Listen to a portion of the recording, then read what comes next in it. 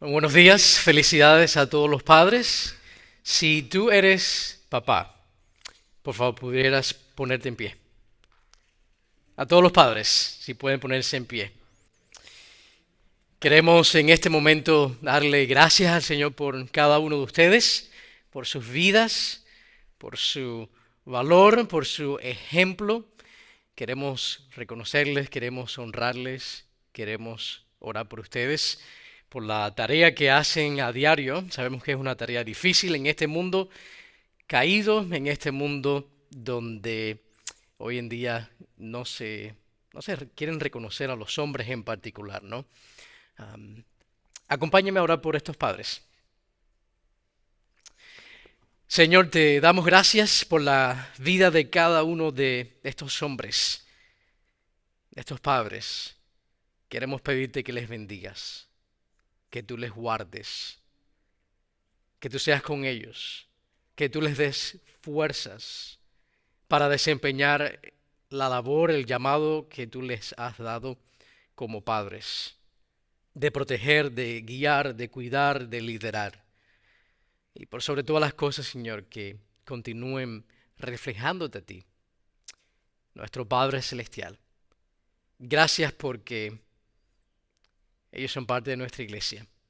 Bendíceles y te ruego que aquellos que están en sus vidas en este día en particular puedan honrarles y recordarles lo especial que cada uno de ellos son. Te pedimos todas estas cosas en el nombre de Jesús. Amén. Hombres, que el Señor les bendiga. Pueden tomar asientos. Mi esposa y yo estuvimos de viaje, estuvimos fuera del país. Cuando uno sale de viaje, el celular es muy importante, ¿verdad? El celular es algo que usamos a diario, es algo que tenemos en el bolsillo, en la cartera, siempre está con nosotros y salimos de viaje y hoy en día tú puedes llevarte el celular y funciona fuera del país.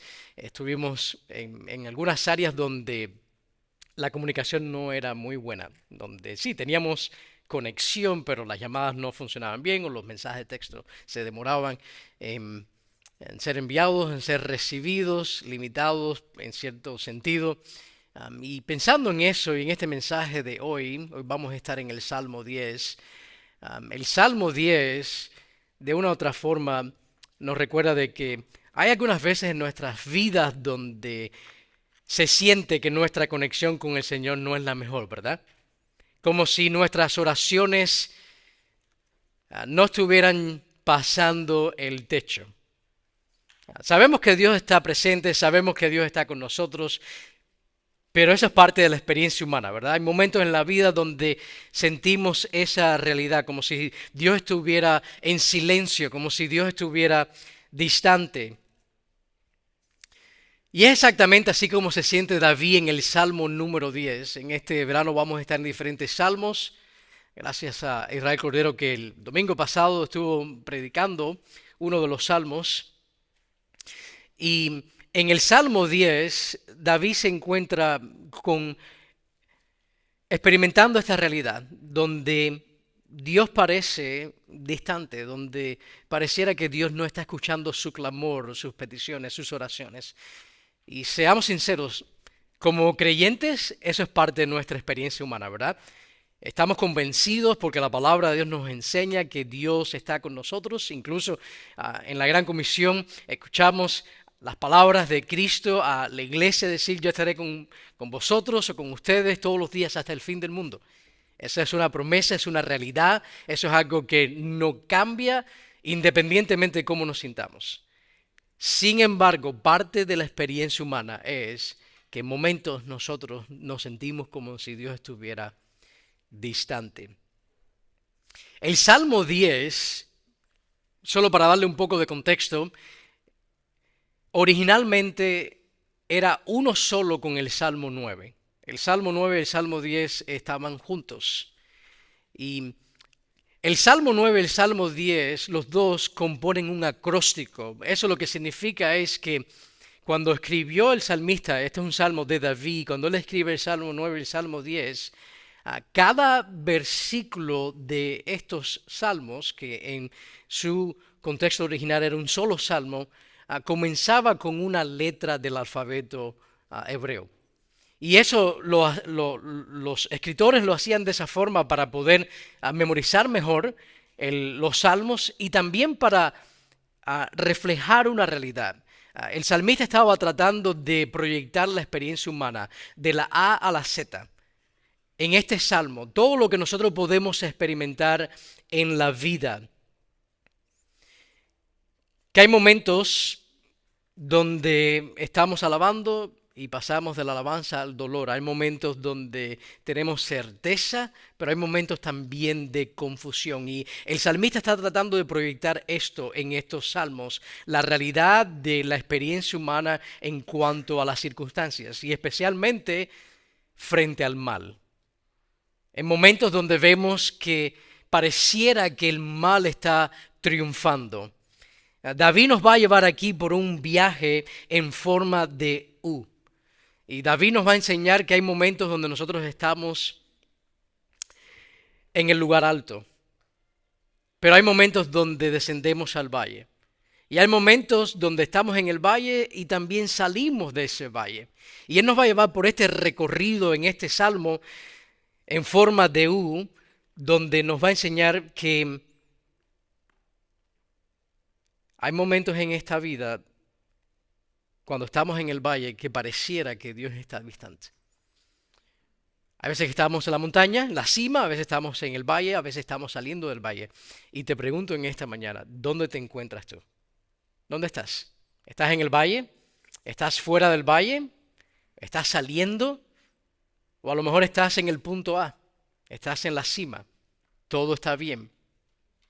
Hay momentos en la vida donde todo parece estar funcionando a la perfección. Tienes salud, tus hijos están bien, la economía está bien, el matrimonio está funcionando de maravilla, estás durmiendo bien, todo está en paz. Hay momentos que es así, cuando estamos en la cima de la montaña, pero hay momentos donde podemos estar en el valle y ese es el comienzo del Salmo número 10. Míralo ahí conmigo en el versículo 1.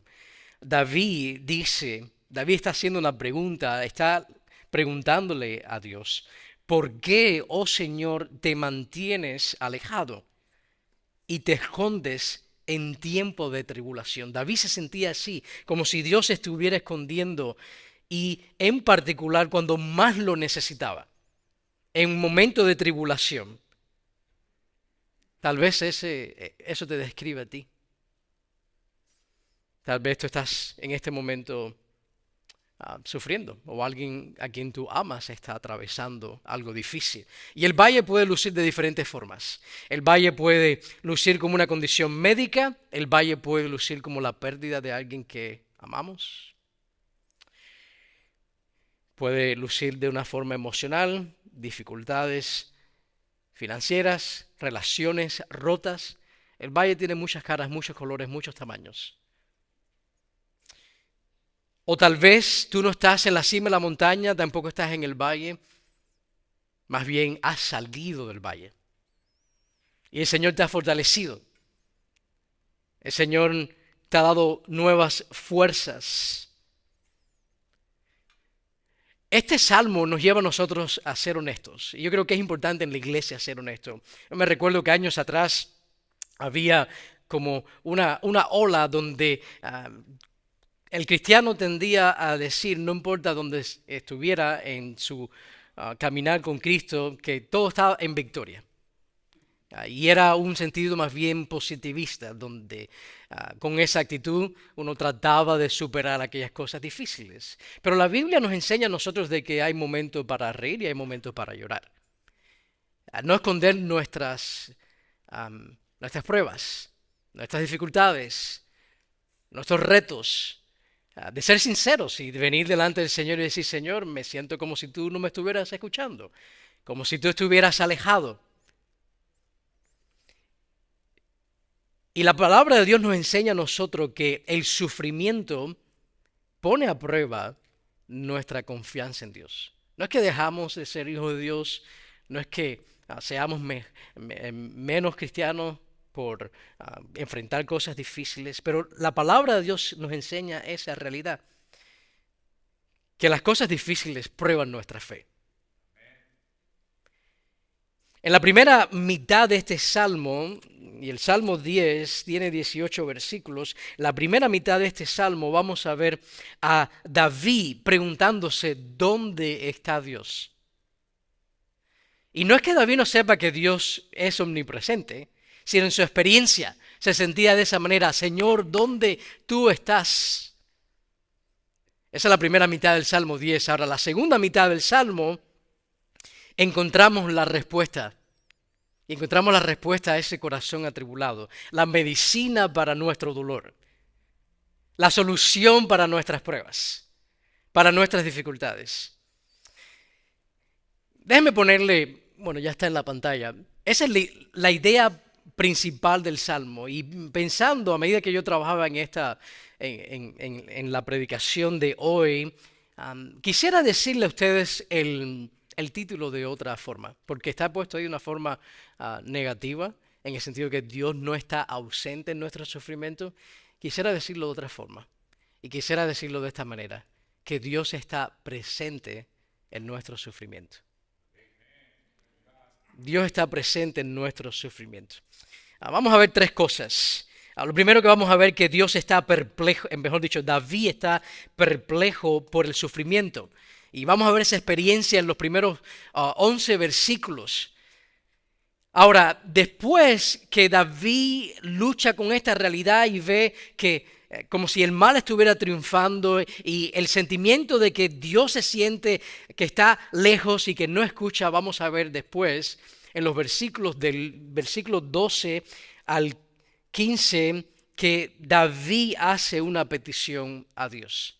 Él pasa de estar perplejo y de estar razonando y de estar pensando y observando todo lo que está sucediendo. Él pasa entonces de estar perplejo a estar entonces clamando al Señor, haciendo una petición a Dios. Y al final vamos a ver a David alabando a Dios por las promesas de Dios para su pueblo, en cuanto a la victoria final que vamos a experimentar sobre el mal, sobre el pecado, sobre las tribulaciones. Así que si está listo, dígame por favor. Amén.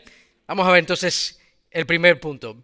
David aquí está perplejo por el sufrimiento. David pregunta, ¿por qué Dios parece esconderse? En el versículo 1, David muestra su perplejidad. Él está asombrado, él está aturdido en ese momento en su vida. El Salmo no nos dice cuál es el contexto específico de David. Sabemos que David pasó muchas dificultades y adversidades en su vida.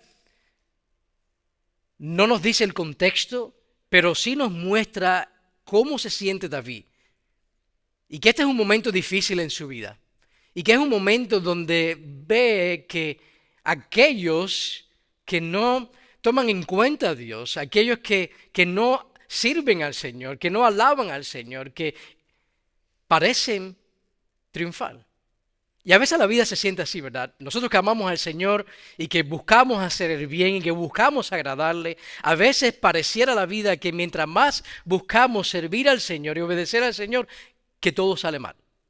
Y aquellos que no les importan nada acerca de Cristo, ni amar a Cristo, ni servir a Cristo, ni proclamar a Cristo, pareciera que todo les va bien, ¿verdad? A mí me encanta la palabra de Dios porque la palabra de Dios no esconde la realidad de nuestra experiencia en este mundo caído.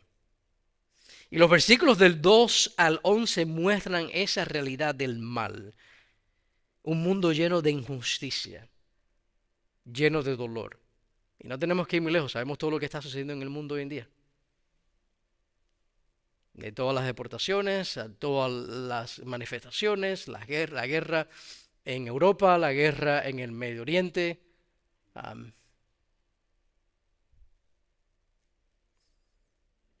Y de la perspectiva humana de David, parece que el mal gana. Miren el versículo 5.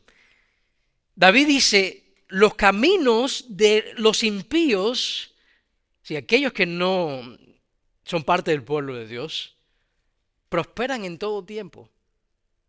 David está mirando a su alrededor y dice, todas estas personas que no adoran a Dios, a todos les sale bien. E incluso David está señalando la actitud de aquellos que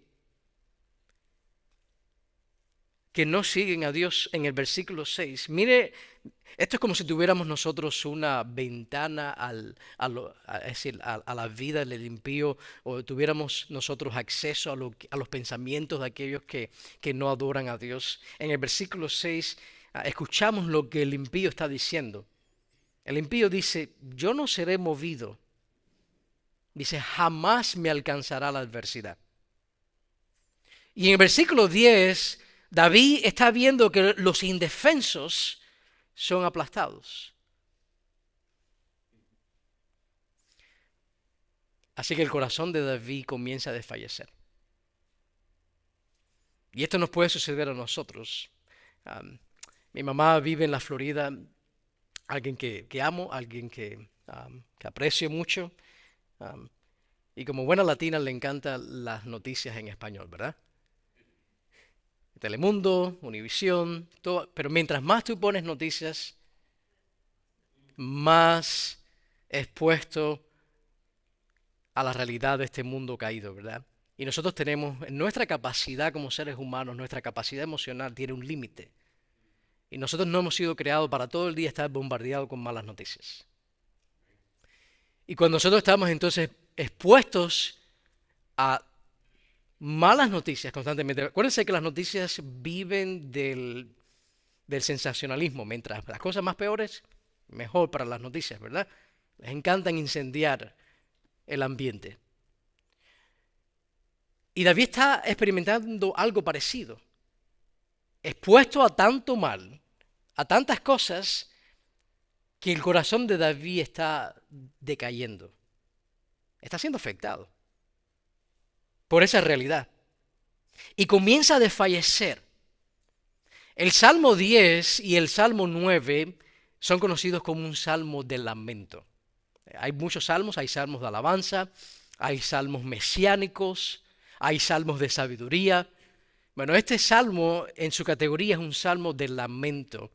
Es donde aprendemos nosotros a expresar nuestro disgusto con el mal, con este mundo caído, a poder ser sinceros y expresar cómo nos sentimos, pero no quedarnos ahí.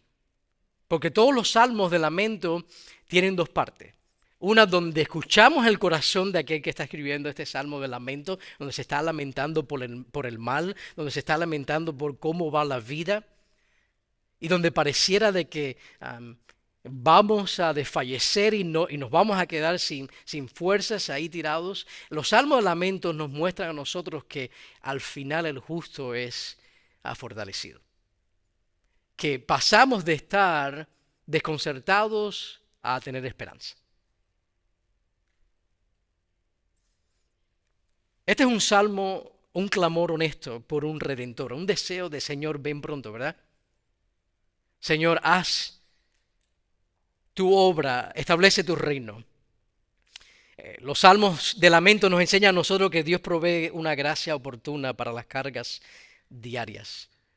Y ese es mi deseo, mi oración para ti hoy. Que cualquier carga que tú hayas traído en esta mañana, el Señor te dé la gracia necesaria, la fuerza necesaria para continuar hacia adelante. Es posible que a lo mejor las situaciones no necesariamente vayan a cambiar inmediatamente, o a lo mejor no cambian en esta parte de la eternidad, pero el Señor nos va a dar gracia para poder seguir hacia adelante. Esta es la realidad aquí en el Salmo, que los incrédulos llegan a una conclusión equivocada. Y yo espero, si tú no conoces al Señor, que este no seas tú. Los incrédulos, el mundo en el cual nosotros vivimos, tiene una conclusión errónea en cuanto a Dios. El Salmo nos está enseñando a nosotros aquí la perspectiva, la cosmovisión de aquellos que no son creyentes, en su mayoría. Y es esta. Y lo escuchamos diariamente. Bueno, si Dios es un Dios de amor, ¿por qué Dios permite tanto sufrimiento en el mundo, verdad? Y una de las cosas que los incrédulos dicen, bueno, si Dios existe, ¿por qué entonces todo eso? Y si Dios existe, no le importa porque no se involucra. Y tantas cosas que vemos en el mundo, tanto mal, y como que Dios nos llama a rendir cuentas al pecador, ¿verdad? Pareciera como si Dios se ha olvidado. Como si nunca el mal va a ser confrontado y destruido. Y el mundo funciona de esa forma. Y el incrédulo tiene esa actitud aquí en este salmo. Dios no existe o no le importa porque Él no interviene de inmediato. Mírenlo ahí en el versículo 11. El versículo 11 dice, Dios se ha olvidado. Nunca lo verá. Como que Dios tiene sus ojos cerrados, ¿verdad? En cuanto al mal, mira todo lo que me está sucediendo y como que Dios no está necesariamente interesado en mi vida. Miren el versículo 13. El versículo 13 dice, tú no pedirás cuentas. El impío piensa de que él puede vivir como se le antoje y que eso de que Dios un día me va a llamar a pedir cuentas, esos son cuentos de hadas. Los malvados piensan que están libres del gobierno de Dios, que pueden rechazar a Dios sin consecuencias. Y llegamos a esa conclusión porque los años pasan y aquellos que hacen mal, nada les sucede.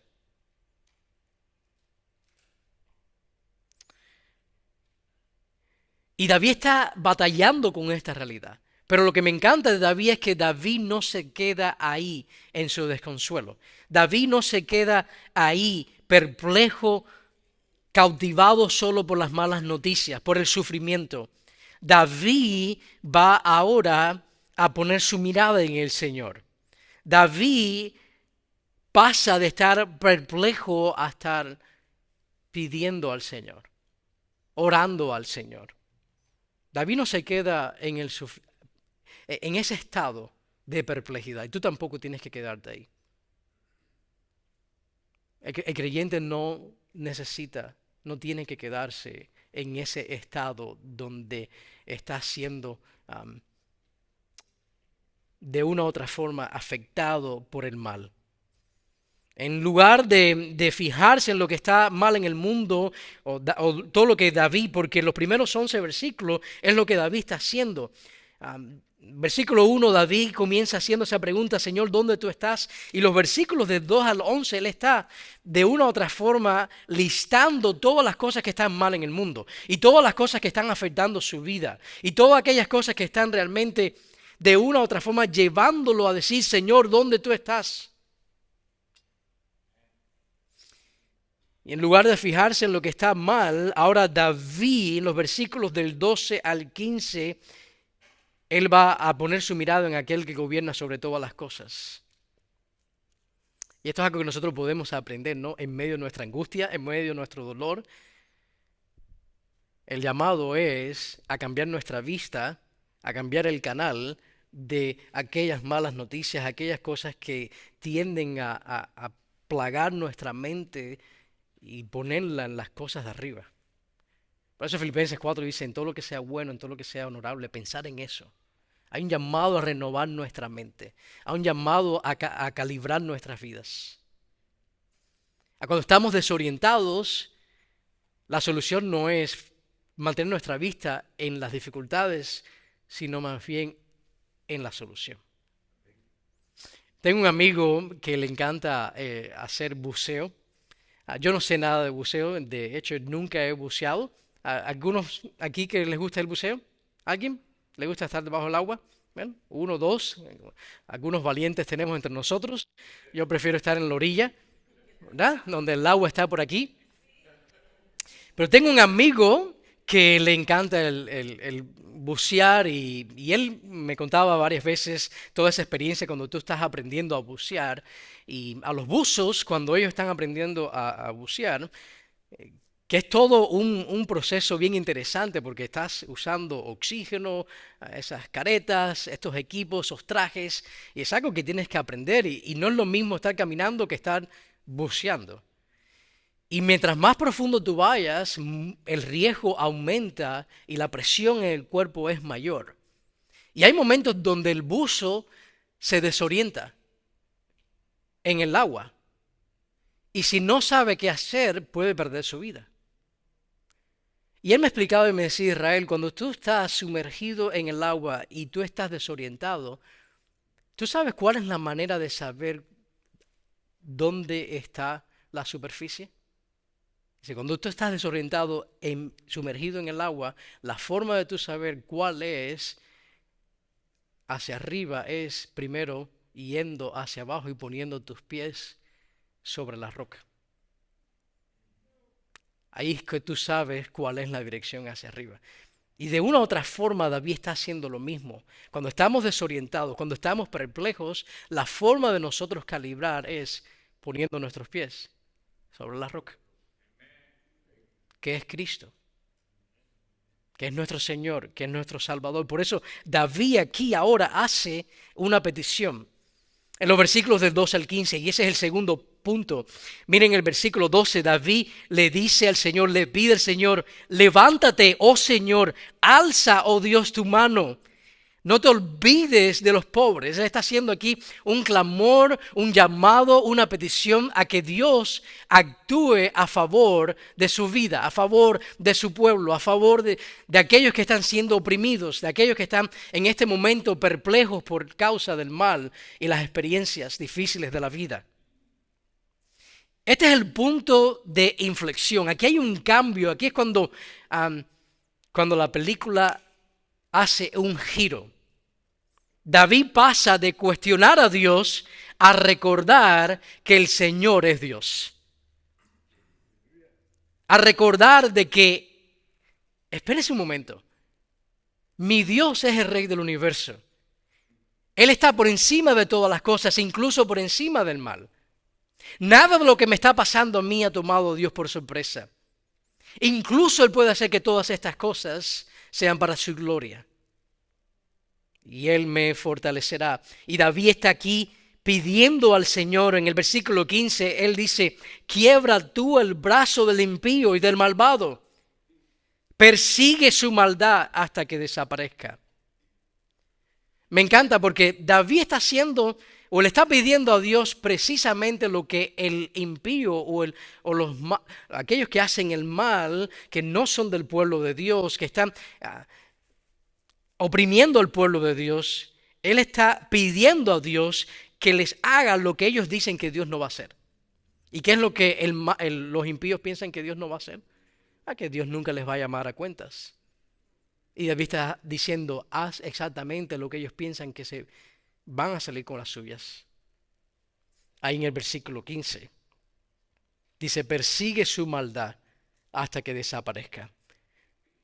David sabe que Dios no solo es suficientemente poderoso para vencer el mal, sino también David nos está mostrando a nosotros aquí que Dios está consciente del sufrimiento de su pueblo. En otras palabras, Dios sabe todas las cosas que están pasando en tu vida. Dios sabe tus dolores, tu sufrimiento. Conoce cada una de esas cosas. Miren el versículo 14. Dice, tú lo has visto. Él ha visto tus noches largas. Él ha visto tus lágrimas. Dice, porque tú, Dios, tú has contemplado la malicia, la vejación para hacer justicia con tu mano. Y este es el consuelo para el pueblo de Dios. Que nadie ha visto mejor tus lágrimas como Dios. Puede ser que tú seas invisible para otras personas, pero no para Dios.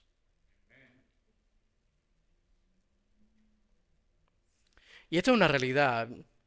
Y a mí me parte el corazón cuando el pueblo de Dios no sabe estar de duelo, donde tratamos de maquillar el sufrimiento por un positivismo falso. Y eso sucede muchas veces. ¿Cuántas veces nosotros antes de entrar a la oficina, al trabajo, nos secamos las lágrimas para que nadie nos vea, ¿verdad? O aquí en la iglesia, llegamos al estacionamiento y llegamos llorando y no queremos entrar llorando. Preferimos esperar y limpiarnos las lágrimas para poner una imagen que no es la verdadera en ese momento. El versículo más corto de la Biblia es: Jesús lloró. ¿Por qué nos cuesta llorar? El Salmo 10 nos enseña a nosotros de que esconder las lágrimas no es la solución. El llamado es a traer todas esas lágrimas a nuestro Señor y Salvador en oración. Porque a Dios le importa. El Salmo 56:8 nos dice a nosotros que cada una de nuestras lágrimas, tus lágrimas, mis lágrimas, Dios las tiene acumuladas en una botella. Ninguna de nuestras lágrimas va a ser desperdiciada. Dice, tú has tomado en cuenta mi vida errante. Pon mis lágrimas en tu redoma. Dice, ¿acaso no están en tu libro?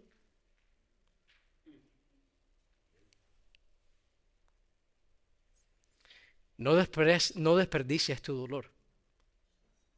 Tráeselo a Dios en oración. No encontramos nosotros fuerza tratando de tenerlo todo bajo control. Nuestra fuerza está cuando nos rendimos a Dios. Cuando venimos ante Él y decimos, no tenemos fuerzas. Hoy estamos celebrando el Día de los Padres. Los padres no tienen que ser superhéroes. Los padres han sido llamados a ser fuertes en el Señor.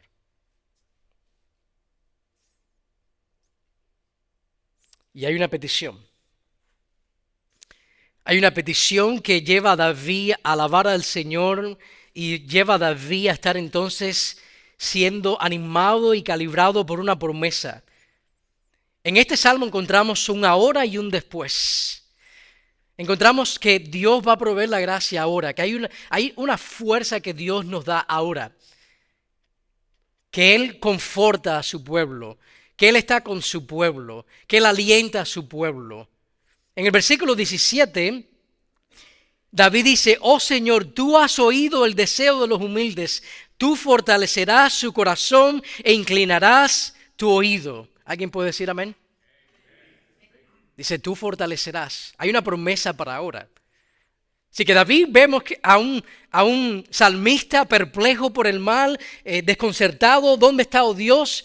Y en su experiencia humana, él entonces cambia su vista de las cosas que están mal a su Redentor, y eso lo lleva entonces a él a orar y lo lleva entonces a recordar las promesas de Dios y a recordar el favor de Dios y que Dios fortalece a su pueblo. Ahora. Pero eso dice, tú fortalecerás en tiempo presente su corazón. Pero también hay una promesa futura, hay un después. En versículo 18 dice, para vindicar al huérfano y al afligido. Así que Dios obrará ahora y vindicará a su pueblo al final. Cuando nosotros cambiamos nuestra mirada, de nuestras circunstancias y las ponemos entonces en Cristo, la desesperación se convierte en esperanza. El desaliento se convierte en optimismo. La ansiedad se convierte en confianza. La confusión en claridad y la perplejidad se torna en alabanza. Y en la última sección del Salmo 10 encontramos eso, a David alabando al Señor por las promesas de Dios. Y vemos una promesa de Dios en los últimos tres versículos, versículos 16, 17 y 18. ¿Y cuál es esa promesa que encontramos ahí? Bueno, que Dios va a derrotar el mal y Él vindicará a su pueblo. Porque Él es rey sobre todas las cosas. Porque Él es soberano, eso garantiza de que el mal no va a tener la última palabra. Yo recuerdo creciendo cuando veía películas o veía animados o no sé cómo le llamaban en México a los cartoons, ¿cómo le decían? Caricaturas. Yo recuerdo que creciendo había un tema principal y veíamos el mal y veíamos el bien. Y pareciera que el mal ganaba, ¿verdad? Pero siempre terminaba el bien triunfando. Hoy en día ya no se pueden ver ni películas ni caricaturas, pero de una u otra forma eso nos recuerda a nosotros la realidad de que Dios es rey, versículo 16, el Señor es rey eternamente y para siempre. David está trayendo a su memoria la realidad de quién es su Dios, de que su Dios es el rey eterno y es un rey para siempre. Por eso en Colosenses 3, versículo 1, nos enseña a nosotros a buscar las cosas de arriba, donde está Cristo sentado a la diestra de Dios, a poner nuestra mirada en aquel que reina.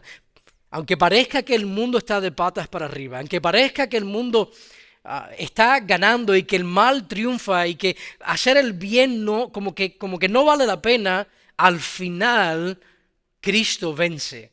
Al final el mal es derrotado. Al final su pueblo es vindicado. Las naciones surgen y caen, los reinos van y vienen, pero el reinado de Cristo es eterno.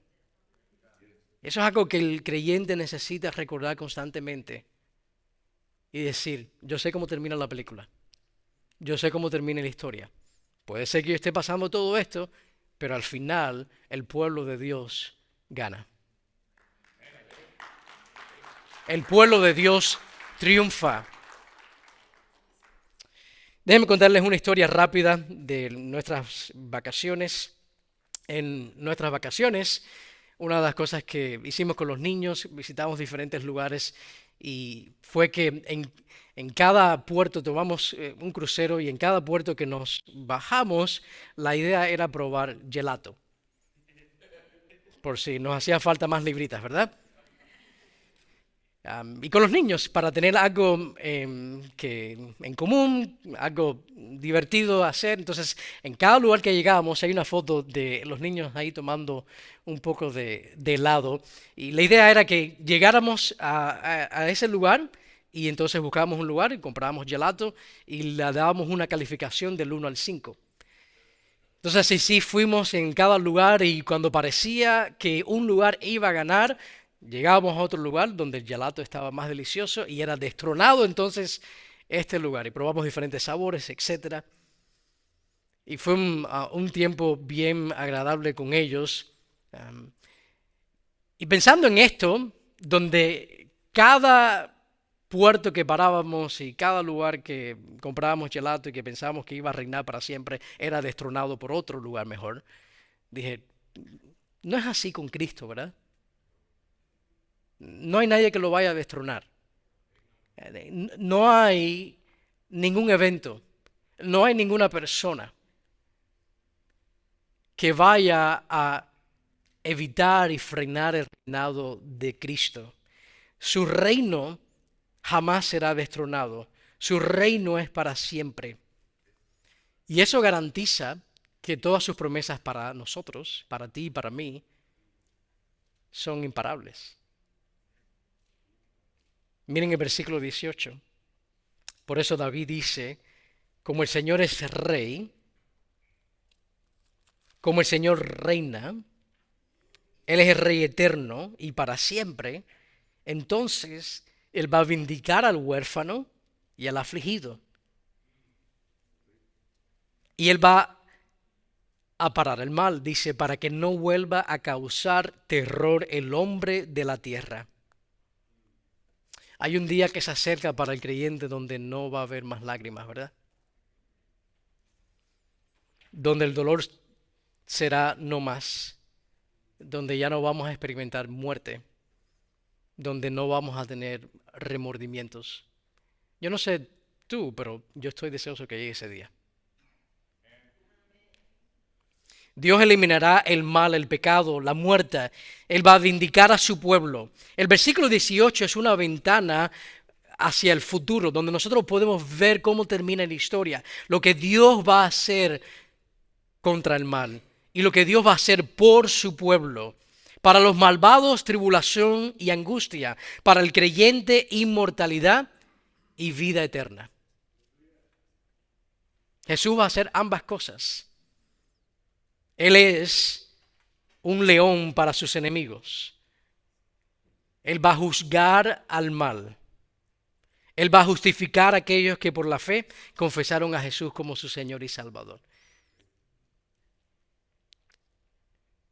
Pero necesitamos creer en Él. Aquí hay una distinción entre dos grupos de personas.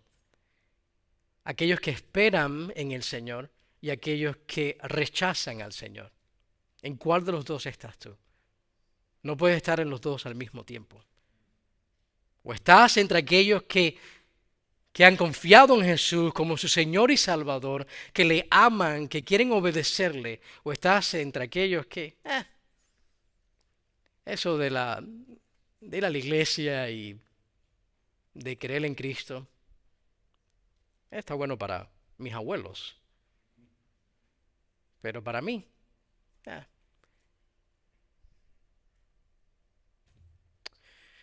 Lo que ocurre después de la muerte depende de lo que ocurrió en tu vida antes de morir. ¿Sabías eso?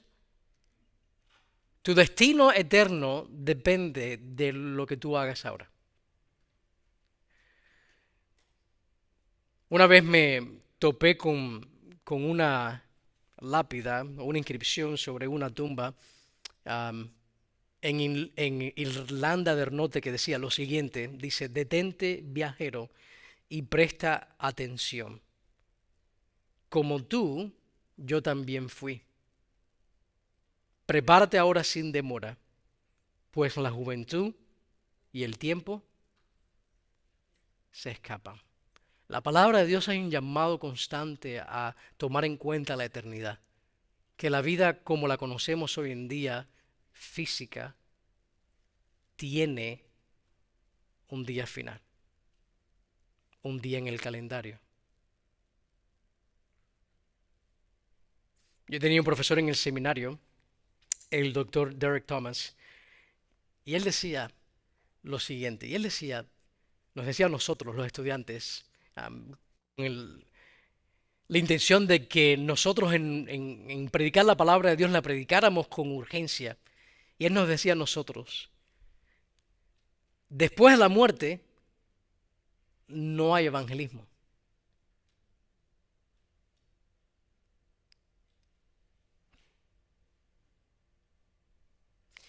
Y él nos decía, donde tú estés después de morir es donde tú vas a estar toda la eternidad. Por eso donde tú vas a estar toda la eternidad depende de lo que tú creas ahora. Hay un llamado en las Escrituras constantemente a decir, venir a Cristo, creer en Él para que tengas vida eterna. A todos los que le recibieron, a todos los que creyeron en su nombre, Dios les ha dado el derecho de ser llamados hijos de Dios.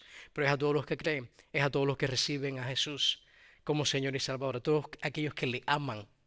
¿Tú le amas? ¿Tú has creído en Él? Ahora es el momento, no después. Así que, iglesia, el Salmo 10 nos enseña a nosotros que si tú estás en el valle, clama a Dios. Si tú estás en el valle, clama a Dios. Si tú has salido del valle, alaba al Señor.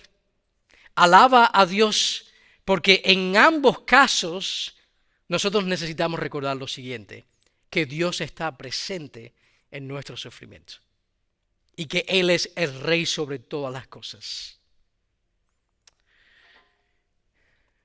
Gloria a Dios por un Dios que se interesa por nuestro sufrimiento, que está con nosotros presente, que no nos va a abandonar. Gloria a Dios por eso, ¿verdad? Dios está presente en tu sufrimiento. Si estás perplejo, clama al Señor. Pídele a Él. El Señor te fortalecerá. Vamos a orar. Padre, gracias. Gracias por tu amor, gracias por tu misericordia, gracias por la realidad de que tú estás con nosotros. Te pido por aquellos que pueden estar en este momento en el valle, te ruego que les guardes, que les fortalezcas. Y te ruego por aquellos que a lo mejor no están en el valle, están saliendo de él. Te ruego que les ayudes a alabarte, a exaltar tu nombre. Te ruego por el resto de nuestra congregación que a lo mejor no está en el valle ni tampoco saliendo del valle, están en la cima de la montaña. Tú les des la sabiduría apropiada para poder disfrutar de esos momentos. Pero por sobre todas las cosas, ayúdanos a honrarte a ti, a recordar que tú eres Rey sobre todas las cosas, a llenar nuestra mente de tu palabra, a recordar de que tú eres Rey sobre todo, de que el mal no triunfará, de que tu pueblo será vindicado, de que el mal será juzgado y que al final cantaremos. Gracias por tu amor, gracias por lo que estás haciendo, Señor, en nuestras vidas y porque tú nunca nos soltarás. Te amamos y te damos gracias a ti, Padre Celestial, en el nombre de Jesús nuestro Salvador.